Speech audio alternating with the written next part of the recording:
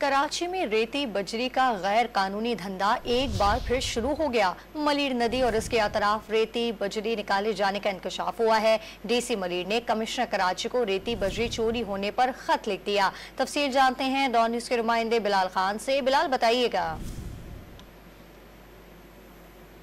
तो रेती बजरी चोरी होने पर खत लिख दिया है। जिला मलीर और उसके अतराफ में बजरी चोरी की शिकायत मौसूल हो रही है, जबकि खत के मतन में ये कहा गया है कि SHO mines and mineral local police mafia की सरपरस्ती कर रही है, जबकि सिंध हाईकोर्ट की जानिब से रेती बजरी निकालने पर पाबंदी आयद कर रखी है। सिंध हुकूमत की जानिब से भी दफा 144 के निफाज के बाद रेती बजरी निकालने पर पाबंदी आयद है।